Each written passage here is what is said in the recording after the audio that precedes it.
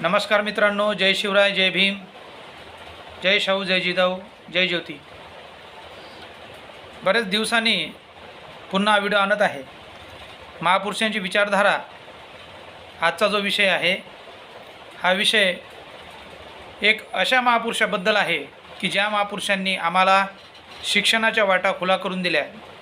ज्या महापुरुषांमुळं आज आम्हाला शिक्षण मिळालं आणि आपण प्रबुद्ध होऊन या सर्व स्वतंत्रपणे या गोष्टी करत आहोत.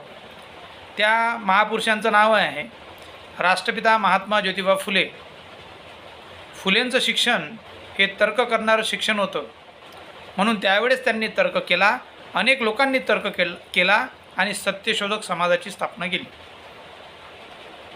राष्ट्रपिता महात्मा ज्योतिबा फुलेंचं जर तुम्ही जीवनचरित्र वाचलं तर त्यांच्या जीवनचरित्रामध्ये असं आढळेल की त्यांनी इथल्या शोषित पीडित लोकांसाठी कार्य केलेलं आहे. कोण होते इथले शोषित पीडित लोक? कोण होते? ज्या वर्णव्यवस्थेमध्ये सगळ्यात खालच्या दराला लोक होते ते इथले शोषित पीडित लोक होते की ज्यांना कुठल्याच प्रकारचा अधिकार नव्हता. अशा लोकांसाठी फुलेंनी आणि सावित्रीबाई फुलेंनी काम केलेलं आहे. त्यांना शिक्षणाचा अधिकार माहीत नव्हता, शिक्षण दिलं आणि साहित्य निर्माण करून त्यांना मान सन्मानाने जगण्यासाठी त्यांना तयार केलेलं आहे. राष्ट्रपिता महात्मा ज्योतिबा फुलेंनी सेल्फ रिस्पेक्ट मुवमेंट चालवली. सेल्फ रिस्पेक्ट मुवमेंट म्हणजे स्वतःसाठी जगणे, स्वतःचा विकास करणे, स्वतःच्या बुद्धीचा विकास करणे आणि स्वतःच्या बुद्धीचा विकास झाल्यानंतर इतरांच्या बुद्धीचासुद्धा विकास करणे, याला म्हणतात शिक्षण. म्हणजे शिक्षणाची एक व्याख्या जर त्यांनी सांगितली, खरं आणि खोटं यातील फरक कळण्याची अक्कल निर्माण करतं ते शिक्षण आणि खऱ्यासाठी संघर्ष करायला लावतं ते शिक्षण. हे फुलेंची शिक्षणाची व्याख्या आहे.